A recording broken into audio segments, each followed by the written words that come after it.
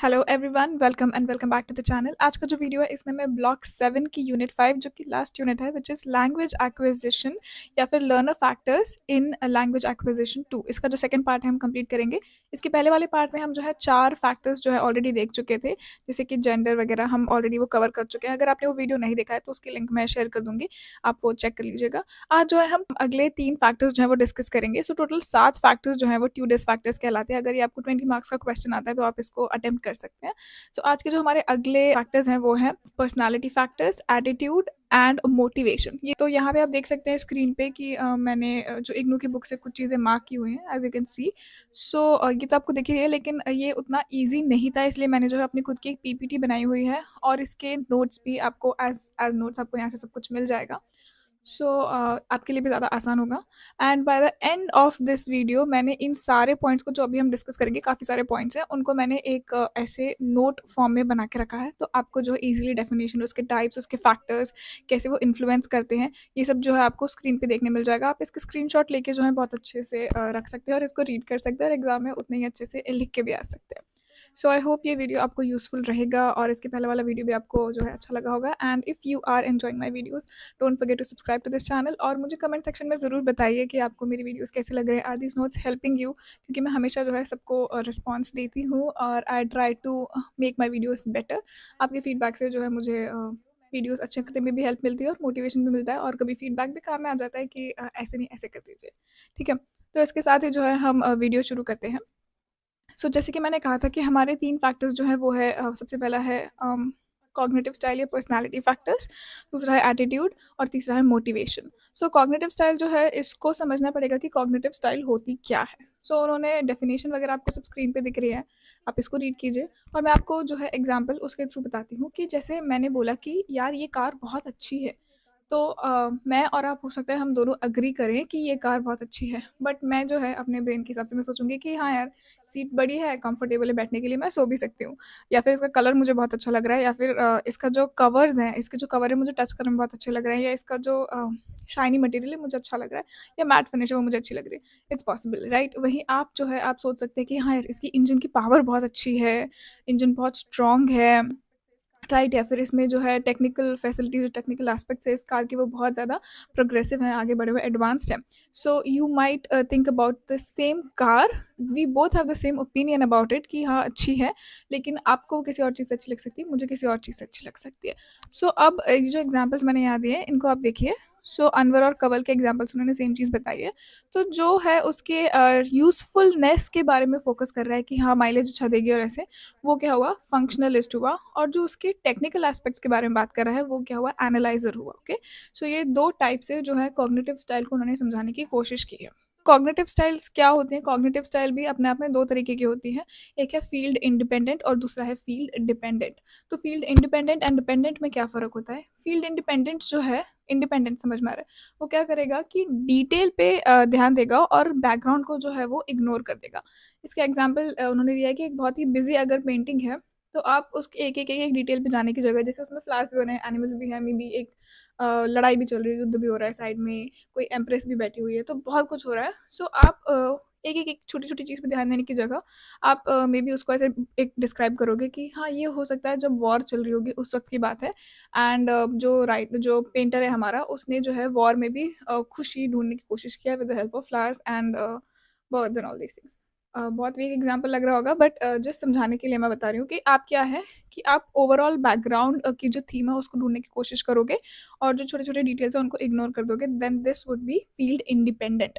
Field independent जो लोग होते हैं ये स्ट्रक्चरल क्लासरूम में ज़्यादा अच्छे से काम कर पाते हैं, जैसे कि सबका सीखने का तरीका भी अलग-अलग होता है, तो ये लोग जो है ज़्यादा अच्छे से काम कर पाएँगे स्ट्रक्चर्ड क्लासरूम में।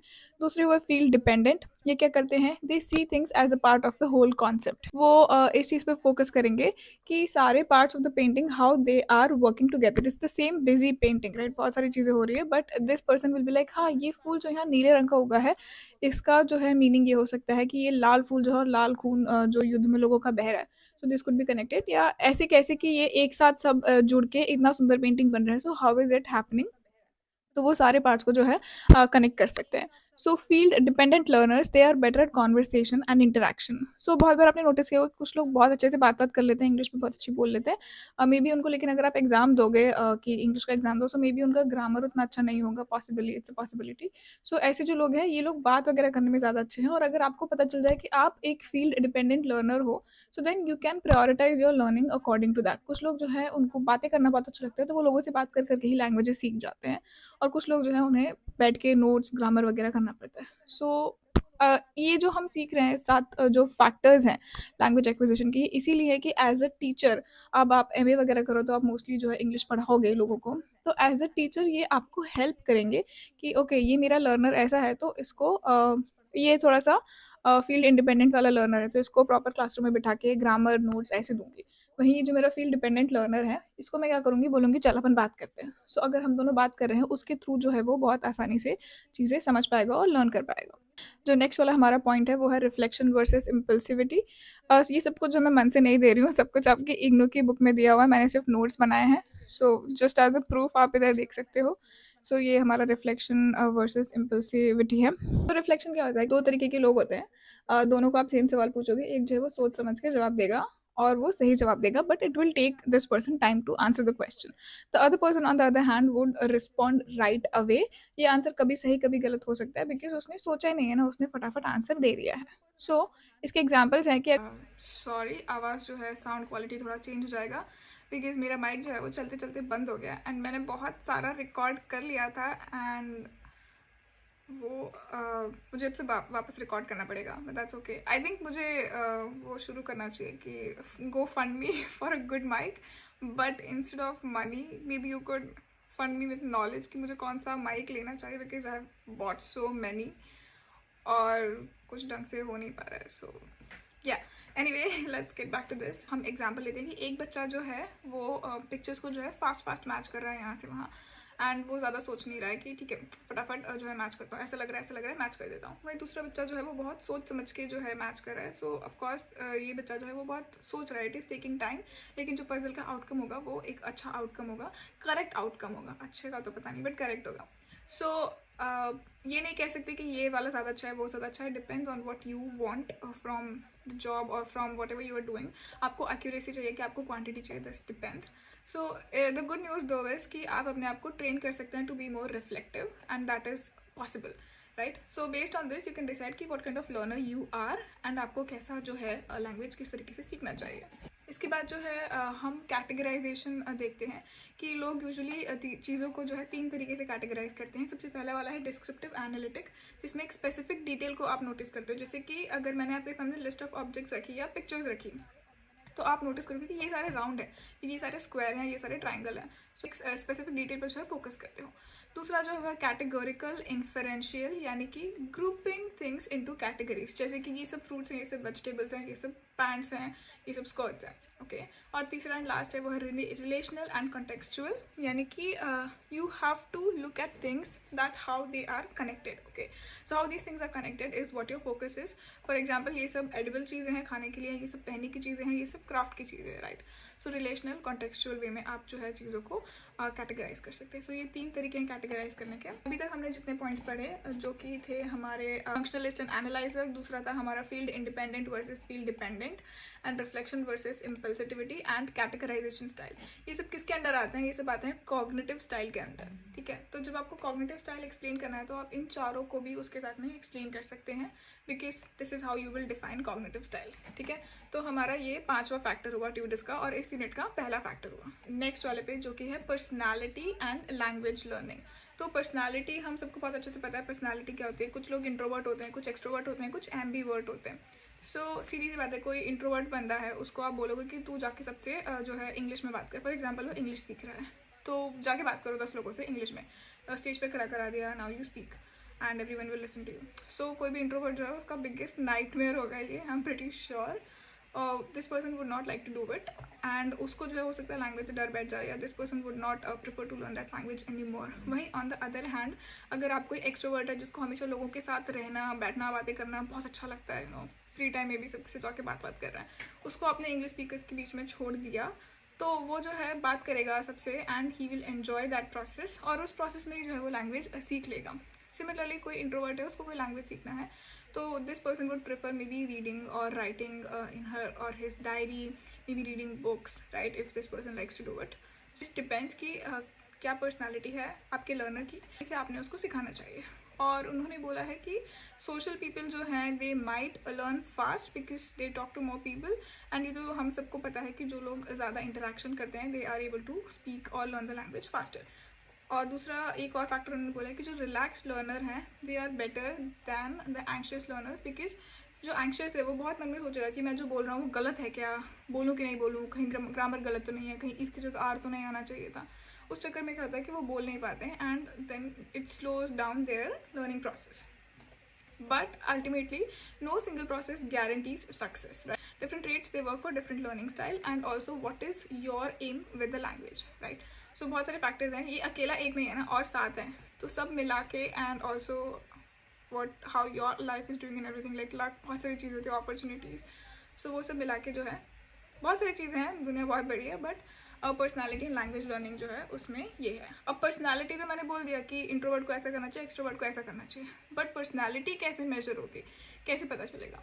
तो पर्सनालिटी मेजर करने के लिए दो तरीके यहाँ पे इग्नू की बुक्स में दिए हैं. पहला ये है कि आप एक क्वेश्चनेयर जो है फिल कर सकते हैं, जैसे कि strongly agree, neutral, strongly disagree and strongly disagree. आज ऐसे आपने क्वेश्चनेयर्स देखे होंगे बहुत बार, तो आपको पूछेंगे कि usually do you love to read, so आप मार्क करोगे. फिर बोलेंगे do you love to stay at home and be with your family, or do you prefer to be with your friends? So ऐसे करके आप क्वेश्चनर को answer करोगे, उसके बेसिस पे वो जो है डिसाइड करेंगे कि आपको किस तरीके से कौन सी आपकी पर्सनालिटी स्टाइल है एंड आपको किस तरीके से लैंग्वेज सीखनी चाहिए. दूसरा जो है वो है thematic appreciation test which is TAT. इसमें जो है आप अपनी लाइफ की स्टोरीज को पिक्चर्स या वर्ड्स के थ्रू, आंसर्स के थ्रू रिवील करोगे, and on the basis of those जो है वो लोग जो भी आपका चेक करने वाला टेस्टर है वो बताएगा कि आपकी पर्सनालिटी क्या है. अब मोस्टली क्वेश्चन ऐसे हो सकते हैं कि व्हाट्स योर प्राउडेस्ट मोमेंट, या आपको किसी चीज़ का गिल्ट है, आप कुछ चेंज कर सकते हो तो क्या करोगे. इस टाइप के क्वेश्चन भी हो सकते हैं जिससे कि उनको पता चले कि आपकी पर्सनालिटी क्या है. Let's come to the third factor of this unit and seventh factor overall, which is attitude. So attitude is the way in which we think and feel about things, which affects how we act. It is shaped by our own experiences and influences and how we respond to the situation. बहुत simple सा example है यहाँ पे कि अगर आपको football पसंद है तो आप ना चाहते हुए भी या ना जानते हुए भी विदाउट एनी एफर्ट्स आपको जो है सारे प्लेयर्स के नाम पता होंगे, उनकी हिस्ट्री, सिविक्स, ज्योग्राफी, कौन सा गोल किस सन में मारा था, आपको सारी जो है नॉलेज उसके बारे में होगी, and you wouldn't even know that you have put so much efforts in getting this knowledge. वहीं मुझे जो है अगर फुटबॉल में इंटरेस्ट नहीं है तो आप हो सकता है मुझे बता भी होगा कि अरे ये प्लेयर ऐसा है, इसने ऐसा किया है, this is he so great. मुझे इंटरेस्ट नहीं होगा, मैं सुनूंगी, मैं शायद ये भी बोलूँ कि कितना बोर इंसान है, इसके अलावा कुछ बात ही नहीं कर सकता. बट मुझे जो है वो सारी इन्फॉर्मेशन अगर मुझे रिटेन करनी पड़ी, सो क्योंकि मेरा एटीट्यूड उसकी तरफ पॉजिटिव नहीं है, सो मेरे लिए वो एक टास्क हो जाएगा, and it will be more difficult for me to keep that information in my brain. ठीक है, लैंग्वेज लर्निंग के लिए भी यही है कि आपका जो एटीट्यूड है वो उस लैंग्वेज की तरफ कैसा है. फॉर एग्जाम्पल अगर मैं बोलूँ कि मुझे इंग्लिश सीखना है and I want to learn English because American लोग बहुत फ्रेंडली होते हैं, ब्रिटिश लोग बहुत पोलाइट होते हैं, Canadians they are very polite, and I want to be able to speak to majority of people, and that's English language, right. बहुत सारे लोग जो है वो इंग्लिश बोलते हैं, सो मुझे बहुत लोगों से मिलना है, बात करनी है, मुझे ट्रैवल करना है, so that's why I love English language because universal kind of है इंग्लिश लैंग्वेज. वहीं अगर मेरा एटीट्यूड ये है दूसरा वाला कि ये अंग्रेज़ों ने हम पे राज किया था, हमारी मातृभाषा भी हमसे छीन ली है, या फिर इंग्लिश का जो है प्रचलन बहुत ज़्यादा बढ़ गया, इन्फ्लुएंस बहुत ज़्यादा बढ़ गया है, और मुझे तो बहुत गुस्सा आता है ये जो लोग इंग्लिश में बात करते हैं हिंदी में नहीं करते. Now see both these attitudes, क्या होगा? पहले वाला एटीट्यूड में I would be able to learn the language faster, second वाले में मुझे ज़्यादा प्रॉब्लम्स होंगी बिकॉज मेरा एटीट्यूड जो है वो उस लैंग्वेज को लेके पॉजिटिव नहीं है. Maybe I have had met a person who speaks English and उसके साथ मेरा जो इंटरेक्शन है वो बहुत अच्छा नहीं था, मे बी वो मुझे बहुत एटीट्यूड दिखा रहा था, सो आई फील लाइक जो लोग इंग्लिश बोलते हैं वो बुरे होते हैं. So again it's my attitude towards the language. ना ही इंग्लिश अच्छी है ना बुरी, वो तो एक लैंग्वेज है, वो क्या कर सकती है, right. But it's my attitude. So attitude in second language learning. Okay, when learning a second language, your attitude towards the language, the teacher, the people who speak the language plays a big role in how you will learn it. Example, if you have a friendly attitude towards people who speak the language you're learning, you might be more open to practicing and improving your skills. For example, आपको लगता है कि French लोग बहुत friendly हैं और आप French सीखने जाओगे तो आप जो है बेटर उनके प्रोनाउंसिएशन समझ पाओगे। आप जो है आपको ये नहीं लगेगा कि अरे ये लोग अनवेलकमिंग है, बिकॉज ऑफ कोर्स फ्रेंच लोग भी परफेक्ट नहीं है ना, उनके खुद के भी कुछ फ्लॉज है, but instead of focusing on the flaws you would focus कि अरे मुझे एक दिन फ्रांस में ट्रैवल करना और मुझे लगता है फ्रेंच लोग बहुत फ्रेंडली है, so I will go to France. So आप जो है लैंग्वेज ईजिली सीख पाओगे। सेकेंड है attitude towards the language group. If the learners see the group of people who speak the language as similar to themselves, they often do better at learning languages. Okay? जैसे कि अगर तुम्हें लगता है कि मे बी स्पेनिश स्पीकर्स जो हैं, ये जो लैंग्वेज है थोड़ी मेरी लैंग्वेज से सिमिलर है, या फिर इनका जो खाना वगैरह है ये थोड़ा हमारी तरह ही है खाना, और मुझे स्पेन में जाके उनका खाना खाना है, सो इन दैट केस आप जो है लैंग्वेज ज़्यादा एक्साइटमेंट से और ज़्यादा मोटिवेशन से आप सीख पाओगे, right, because you will have that thing inside you. Terms actually the हैं, ये दोनों ही टर्म्स जो है पॉजिटिव नहीं है। The first one is ethnocentrism, that is believing that your culture is better than others. ठीक है, मेरा कल्चर सबसे अच्छा है, बाकी सब पागल हैं, ठीक है, बाकी किसी को कुछ नहीं पता है, and my culture is the best. So there is a difference between being proud of your culture और योर रिलीजन और your language. Okay, so that's one thing that and of course we should all be proud, हमें गर्व करना चाहिए अपनी भाषा पे, but saying कि सिर्फ मेरी ही भाषा अच्छी है और बाकी सब भाषाएं दे आर सेकेंडरी और वो इतनी इंपॉर्टेंट नहीं है, वो तो बुरी हैं। So that is ethnocentrism, but about culture कि मेरा ही कल्चर अच्छा, बाकी सब कल्चर ख़राब है। Similarly authoritarianism, which is a rigid belief in following rules and authority that can also affect language learning. ठीक है, अथॉरिटेरियन हमें पता है कि मेरी ही चलेगी, राइट। अथॉरिटी क्या होता है कि he this person has all the power, he और शी, और उसकी ही चलेगी, उसने बोला ऐसा तो ऐसा, उसने बोला वैसा तो वैसा। ऐसा कोई इंसान अगर नई लैंग्वेज सीखने की कोशिश करेगा, या फिर आपका टीचर है कोई क्लास में जो बहुत स्ट्रिक्ट है और उसका कहना है कि नहीं, ऐसे में अगर मैंने बोला है कि गाय के 4 पैर हैं तो तुम्हें बस यही लिखना है, गाय पे ऐसे लिखना है, 4 लाइन लिखनी है, वो बोलेगा नहीं, गाय के 4 पैर होते हैं, यही लाइन लिखना है, और आप लिखना चाहते हो कि चलो गाय की पलकें बड़ी होती हैं, फॉर एग्जाम्पल। सो कभी कभी मुझे अपने एग्जाम्पल्स पर हंसी आ जाती है, बट माई पॉइंट इज़ कि अगर कोई बहुत स्ट्रिक्ट तरीके से अथॉरिटेरियनिज्म वाले तरीके से जो है पढ़ा रहा है, या things are happening, then probably you would not have such a positive outlook towards that language, and that will make it harder for you to learn the language. Let's move to motivation and attitude. So motivation is how much you want to learn a language. This can also be strongly connected towards your attitude. So attitude जो है उसके बारे में हम आगे और बात करें तो attitude जो है वो इंसान का टाइम टू टाइम चेंज हो सकता है, with circumstances जो है वो चेंज हो सकता है। शुरू में मैं कोई लैंग्वेज सीखने के लिए बहुत एक्साइटेड हूँ, बट विथ टाइम वो एटीट्यूड चेंज हो जाए। बहुत पर्सनल एग्जांपल मैं दूंगी कि मैं अभी नेदरलैंड्स में जब डच लैंग्वेज सीख रही थी, initially I was really excited because मुझे लैंग्वेजेस सीखना जेन्युइनली मुझे बहुत पसंद है, तो मुझे ऑलरेडी कुछ लैंग्वेजेस आती हैं और कुछ मैंने सीखी हैं इसके अलावा, और फिर मैं डच सीख रही थी। सो इनिशियली मुझे बहुत मज़ा आ रहा था। आई डिड माई B1 और B2 से क्या हुआ, मेरी जो टीचर थी वो बहुत अथॉरिटेरियन थी, आई वुड से। उनकी क्लास में मुझे उतना मज़ा नहीं आता था, and quite frankly to the point कि मैं क्लास में सिर्फ चुप बैठ जाती थी। मैं बैठती थी क्योंकि मैंने पैसे दे दिए हैं and I can't take it back, but उसके साथ ही जो है मेरा attitude towards the language learning process and Dutch language overall जो है मेरा बहुत ख़राब होता जा रहा था। मुझे डच में बात करने का मन नहीं करता था, मुझे गुस्सा आता था, और प्लस ये भी एक फैक्टर था उसमें कि मैं जॉब ढूंढ रही थी, बट डच लैंग्वेज नहीं आने की वजह से मुझे जॉब ढूंढने में बहुत प्रॉब्लम्स हो रहे थे। And of course I was working, but the job which I was doing was not something which I wanted to do. So attitude मेरा शुरू में इधर था कि मुझे लैंग्वेज पसंद है, सीखनी है, language learning is exciting, but with time and circumstances it came down कि मुझे सिर्फ गुस्सा आ रहा था, मुझे और कुछ नहीं आता, सिर्फ गुस्सा आ रहा था। बट विथ टाइम चीज़ें चेंज हुई, मेरा एटीट्यूड वापस चेंज हुआ, and I picked it up again. So of course attitude affects the way in which you learn and how quickly or how long it will take for you to learn. This depends on your attitude. अब हम इसकी बात आते हैं next वाला जो कि है मोटिवेशन। सो मोटिवेशन क्या होता है कि how much you want to learn a language is strongly connected to your attitude towards it. But motivation क्या है? मोटिवेशन है कि आपको जो है मे बी फ्रेंच म्यूज़िक बहुत पसंद है सुनना, तो आप जो है बोलोगे कि यार सुन तो मैं लेती हूँ पर मुझे समझ नहीं आता है, सो मैं चाहूँगी कि अब मुझे समझ में भी आए, तो मैं जो है फ्रेंच लैंग्वेज सीखूँगी।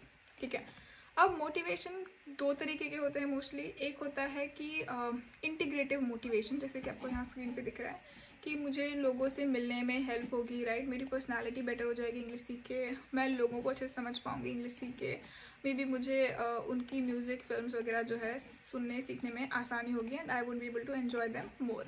तो इंटीग्रेटिव यानी आप उनकी सोसाइटी में इंटीग्रेट होना चाहते हो, वो मोटिवेशन हुआ। दूसरा जो है मेरा इंस्ट्रूमेंटल मोटिवेशन, जो कि फ्रैंकली स्पीकिंग इस वक्त मेरा है toward learning the Dutch language, कि मुझे जो है एक अच्छा जॉब मिलेगा, मैं बेटर एजुकेटेड पर्सन हो जाऊंगी, मे बी मुझे डिग्री लेने में हेल्प मिलेगी, या फिर मैं कहीं और ट्रैवल कर सकती हूँ विदाउट एनी डिफिकल्टी। तो ये मेरे क्या हो गए इंस्ट्रूमेंटल मोटिवेशन, ठीक है। अब मोटिवेशन के लिए एक चीज़ उन्होंने और बोली है कि मुझे सिर्फ कोई लैंग्वेज सीखने की इच्छा है, ठीक है, मैं फ्रेंच सीखना चाहती हूँ, that's not motivation, okay, that's just something which you wish. But जब आप एक्चुअली उसमें एफर्ट्स डालते हो कि मुझे फ्रेंच सीखने की इच्छा और इसीलिए मैंने इस क्लास में जाके पैसे दे दिए, अगले संडे से मेरी क्लास है, that is what motivation is. कि सिर्फ मेरी विश होना और विश पे एक्चुअली एक्ट करना, these are two different things, and when I act on what I want to do, that is motivation। ये मुझे बहुत ज़्यादा मोटिवेटिंग लगा अपने आप में, ये फैक्टर या ये स्टेटमेंट इधर इग्नू की बुक में ही था, बिकॉज ये सिर्फ लैंग्वेज सीखने के लिए नहीं है, ओवरऑल हमारी लाइफ में भी एप्लीकेबल है कि मैं बहुत कुछ करना चाहती हूँ, बट मैं बहुत कुछ करना चाहती हूँ पर मैं उसके लिए कर क्या रही हूँ, right, what are the steps which I am taking to make it happen, that is what is called motivation. For example, if you enjoy learning Spanish and want to speak it fluently but you don't study or practice, then you're not truly motivated. Motivation happens when you work hard to achieve your goals of learning Spanish. अब इसको learning Spanish को आप किसी भी चीज़ से replace कर दो and इसको अपने life में बिठा लो, आप भी बिठा लो और मैं भी बिठा लेती हूँ, it's for both of us. Okay. So इसके साथ ही इग्नू की बुक में हम Let's Sum It Up पे आ गए हैं, so मेरी PPT में भी हम Let's Sum It Up पे आते हैं, ठीक है। टाइप्स ऑफ मोटिवेशन मैंने आपको बता ही दिए थे कि क्या है। फिर मोटिवेशन पे क्या क्या रिसर्च हुई है। सो इंटीग्रेटिव मोटिवेशन जो है it leads to better learning, ठीक है। एंड इंस्ट्रूमेंटल मोटिवेशन जो है ये भी काम करता है, लेकिन कभी कभी उसके एग्जांपल उन्होंने दिए कि अगर आपको फास्ट कोई लैंग्वेज सीखनी, जैसे कि मुझे इस वक्त टच सीखनी मेरे लिए कंपलसरी था, मैंडेटरी हो गया था, सो मैंने फटाफट जो है 1.5 साल में लैंग्वेज लिटरली पूरी कवर कर ली। वहीं जब मैं कॉलेज में थी मैं फ्रेंच सीख रही थी and I was just learning it for fun, तो ऑफकोर्स मैंने किया A1 A2 तक किया, so that's like one of the basic levels, but यहाँ पे मैंने उसको B2 तक कर लिया। एंड तो आई फील पर्सनली मेरे लिए इंस्ट्रूमेंटल मोटिवेशन ज़्यादा काम किया, क्योंकि एक ऐसा तलवार लटकी हुई सर पे कि करना ही है, नो ऑप्शन, राइट, तो it work better for me. But इनके हिसाब से जो है इंटीग्रेटिव मोटिवेशन ज़्यादा काम करता है, क्योंकि आप जो एक्साइटमेंट में चीज़ें सीखते हैं and you don't even know when you are able to study all of it, और आप उसको अपने ब्रेन में फिट कर लेते हैं, and which I will agree to a certain extent, because मुझे अभी भी फ्रेंच की बहुत सारी चीज़ें ऐसी याद है जो अब मुझे याद नहीं भी रखें तो भी कोई फ़र्क नहीं पड़ेगा। I would rather prefer to forget those words या ग्रामर जो भी कुछ है and have something else important, more important stored in my mind, but वो मुझे अभी भी याद है। सो या आई कांट एग्जैक्टली से क्या सही है क्या गलत है, बट ऑल्सो ये लोग कभी भी इग्नू की बुक में उन्होंने भी बोला है कि we are not here to tell you that this is correct and this is not correct या इनकरेक्ट, बट वो सिर्फ बता रहे हैं कि ऐसे ऐसे होता है। Gardner's socio-educational model of motivation, वो हम देखते हैं। This model explains motivation as a mix of attitude, how you feel about the language, desire, your goal to learn it, and the effort, the work you put into achieve your goal. For example, if you like the language, you want to speak it, and you are willing to put in the effort to practice, you will likely be motivated to learn. Okay, let's move on to the next one. Social factors भी जो है बहुत important है motivation के लिए, जैसे कि मैंने अपना ही एग्जांपल दिया, तो फ्रेंच मेरे साथ वहाँ इंडिया में तो बोलने वाला कोई था नहीं ज़्यादा, जस्ट फ्रेंच क्लास में हम जितनी बात कर लेते थे उतना ही, बट जब मैं यहाँ रह रही हूँ नेदरलैंड्स में, तो हर जगह ग्रोसरी स्टोर से लेके किसी से भी सड़क पे भी आपको बात करनी है तो आप डच में ही बात करोगे। सो अगर मैं मोटिवेटेड नहीं भी हूँ डच में बात करने के लिए, मुझे करनी पड़ेगी, because I don't have a choice. फिर जैसे मैं इंग्लिश में स्विच करूँगी, सो people sometimes say oh you don't speak Dutch, so you know you have to speak Dutch. तो ऑफकोर्स ये जो फैक्टर्स हैं, सोशल फैक्टर्स, बहुत ज़्यादा अफेक्ट करते हैं definitely. One is motivation the cause और द रिजल्ट ऑफ सक्सेस, बहुत अच्छा क्वेश्चन है। सो रिजल्ट्स डिबेट इट कि मोटिवेशन सक्सेस मिलती है या सक्सेस से मोटिवेशन मिलता है, क्योंकि it's a very good possibility कि मान लीजिए मैंने एक क्लास में अपने आप को इनरोल कराया, फॉर एग्जाम्पल इंग्लिश की क्लास में इनरोल कराया, और मैंने जो है पहले 4-5 क्लासेस में बहुत अच्छे से परफॉर्म किया, तो मुझे मोटिवेशन मिलेगा कि यार मैंने कितना अच्छा परफॉर्म किया, टीचर भी मुझसे इम्प्रेस्ड है, तो मैं आगे की 10 क्लास और कर लूँगी, राइट। सो क्या हुआ, मुझे पहले सक्सेस मिली और फिर मुझे मोटिवेशन मिला।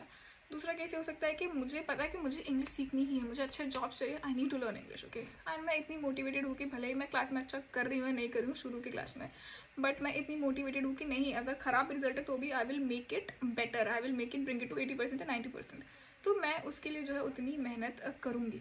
So it is interconnected, it also depends on your attitude, आपकी मेंटालिटी कि आप कैसे सोचते हैं, कि आप चैलेंजेस को कैसे देखते हैं, इसके ऊपर भी डिपेंड करता है। Let's come to the conclusion कि मोटिवेशन दो टाइप के, इंटीग्रेटिव और इंस्ट्रूमेंटल, दो टाइप के हैं, आपको एक्सप्लेन करते आने चाहिए। Motivation is a key to learning language, right. Success जो है it could lead to it, या फिर ऑपोजिट भी हो सकता है कि आपको पहले सक्सेस मिले, नहीं कि आप पहले मोटिवेटेड हो और फिर आपको सक्सेस मिले। सो बोथ वेज चलेगा, ठीक है। तो अब हम आते हैं इस फोटो पे। ये जो है मैंने बोला था आपको कि सब कुछ सम अप करने के लिए जो है मैंने यहाँ सब कुछ बना के रखा है, and you just have to take a screenshot of this और you can make notes whatever you'd like to do. सबसे पहले जो है एटीट्यूड और मोटिवेशन की जो है डेफिनेशंस हमें देखने मिल रही हैं, और उन दोनों के बीच में क्या इंटरेक्शन है वो देखने मिल रहा है। एटीट्यूड के टाइप्स हैं, मोटिवेशन के टाइप्स हैं, और उन दोनों का इंटरेक्शन कैसा है। फिर जो है फैक्टर्स हैं, उनको कैसे इन्फ्लुएंस करते हैं, सोशल फैक्टर्स मेजरली। इम्पैक्ट क्या है उन दोनों का लैंग्वेज लर्निंग पे, और उसके बाद जो है रिसर्च और फाइंडिंग्स में हमें क्या पता चला है, ये सब चीज़ें जो आपको स्क्रीन पे मिल जाएंगी। एंड आई एम होपिंग कि आप जो है आज के चारों फैक्टर्स जो हैं, तो cognitive style, personality factors, attitude and motivation, ये चारों आपको याद रहेंगे। एंड ट्यूडर्स लर्निंग फैक्टर में अगर आपको क्वेश्चन आता है 20 मार्क्स का, तो आप आज की वीडियो के सारे और यूनिट 4 के जो पहले वाला वीडियो है उसके वीडियोज़ मिला के जो है आप बहुत अच्छे से 20 मार्क्स का प्यारा सा आंसर लेके आएंगे, और आपको 20 में से 19.5 मिल जाएंगे, ठीक है। So I'm hoping that if you're enjoying this video, make sure to subscribe to the channel.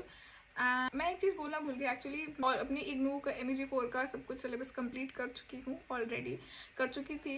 And during that time जब मैंने ऐसा अनाउंस किया कि मैं जो है सब कुछ पूरा MEG4 कंप्लीट कर चुकी हूँ, उस वक्त में एक बहुत ही प्यारी हमारी सब्सक्राइबर है Priya Phelan, Priya. So thank you so much Priya, because you reminded me कि मुझे जहाँ तक लगा था कि मैंने वो वीडियो बना के अपलोड कर दिया था, somehow it got lost, और मेरे लैपटॉप में भी मुझे वो कहीं नहीं मिला। सो मुझे ये वापस रिकॉर्ड करना पड़ा। एंड उसने मुझे एक्चुअली बोला था एग्ज़ाम के पहले बनाने के लिए, so that was a December exam, but मुझे टाइम नहीं मिल पाया बिकॉज मेरे खुद के एग्ज़ाम्स भी चल रहे हैं, काम भी रहता है, सब कुछ। So I am sorry for that Priya, मैं तब नहीं बना पाई, बट एटलीस्ट जो भी नेक्स्ट लोग हैं उन्हें आप लोगों को फ़ायदा होगा वीडियो का, if you find it useful. So Priya, I'm sorry, and thank you so much for reminding me, and I think you also should also thank you her because उसने याद दिलाया, इसीलिए जो है मैं ये वीडियो बना पाई। So thank you for this. इसके बाद जो है मैं MEG5 शुरू करूँगी, तो लाइक जैसे मैंने अभी ये किया था PPT के साथ में, और सारे इंपॉर्टेंट क्वेश्चंस जो आते हैं एग्जाम में, जो आ चुके हैं, उसके बेसिस पे जो है मैं चीज़ें कवर करूँगी। So instead of covering everything जो है मैं सिर्फ इंपॉर्टेंट चीज़ें कवर करूँगी एग्ज़ाम के हिसाब से, बिकॉज मोस्टली आप लोग एग्ज़ाम के लिए ही पढ़ते हैं। एंड या if you are enjoying my videos, मैं जो है मेम्बरशिप भी ऑफ़र कर रही हूँ, जिसमें कि आपको सारे वीडियोज़ हैं वो पहले से देखने मिल जाते हैं। सो मोस्टली मैं एक साथ 8-10 वीडियो बैचेस में बना के रख देती हूँ, और वो धीरे धीरे महीने में हर हफ्ते एक अपलोड होता है। So if you prefer to watch all those videos in advance, जैसे वो अपलोड हो रहे हैं वैसे, तो आप जो है मुझे सपोर्ट कर सकते हैं। Also just not for that, but if you want to support me, it's only 29 rupees a month, बहुत ज़्यादा नहीं है, और आप जब चाहे उसको कैंसिल कर सकते हैं। So I would really appreciate, मेरा मोटिवेशन बढ़ेगा, हमने अभी मोटिवेशन के बारे में पढ़ाई है, so I would feel more motivated, and या so you could check that out, and I hope to see you guys in the next one. Bye bye.